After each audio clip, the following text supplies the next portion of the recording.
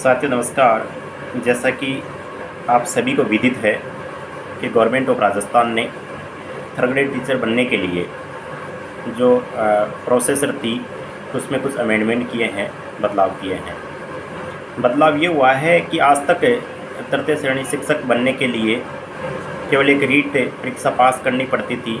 रीट परीक्षा पास करने के पश्चात 90% रीट के ऑब्टेन मार्क्स का प्लस 10% ग्रेजुएशन के मार्क्स का ऐड करके एक मेरिट बनाकर जो अभ्यर्थी उस मेरिट में आता था उसको अपॉइंटमेंट दे दिया जाता था।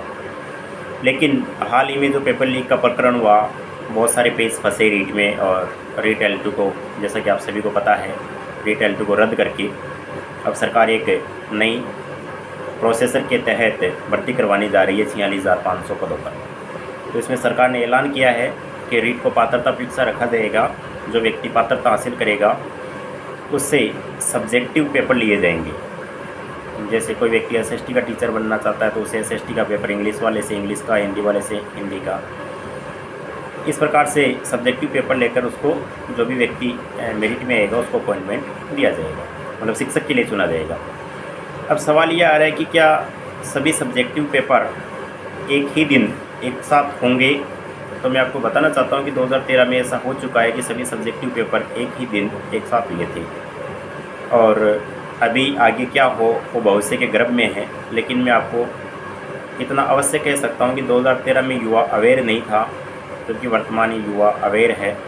और जैसा कि आप सभी को विदित है कि सेकंड ग्रेड में जो पेपर्स होते हैं वो अलग अलग टाइम ही होते हैं। कोई व्यक्ति हिंदी से भी पेपर देता है, वही व्यक्ति संस्कृत से भी पेपर देता है। फर्स्ट ग्रेड में भी ऐसे ही होते हैं। तो यदि युवा अपनी बात किसी भी माध्यम से यदि सरकार तक पहुंचाता है कि हम जैसे 2 सब्जेक्ट से 3 सब्जेक्ट से एलिजिबल है, तो अलग अलग टाइम रखा जाए ताकि हम सभी सब्जेक्ट से पेपर दे सके, और हमारा जो मानव अधिकार है, मूल अधिकार है, या फिर अवसर की समानता है या समानता का अधिकार, उसका भी हनन नहीं हो। तो सरकार तक इस प्रकार की यदि बात पहुँचेगी तो निश्चित रूप से सरकार इस पर गौर करेगी और सभी जो सब्जेक्टिव पेपर है वो अलग अलग टाइम करवाएगी, और प्रत्येक व्यक्ति को अपनी प्रतिभा को, अपने नॉलेज को, अपनी निपुणता को और अपनी सक्षमता को प्रदर्शित करने का अवसर मिलेगा। तो आपका जो सवाल था उसका मैंने जवाब दे दिया है, और सभी युवाओं को, मेरे विद्वान साथियों को उज्ज्वल भविष्य की बहुत बहुत शुभकामनाएं, बहुत बहुत बधाई, धन्यवाद।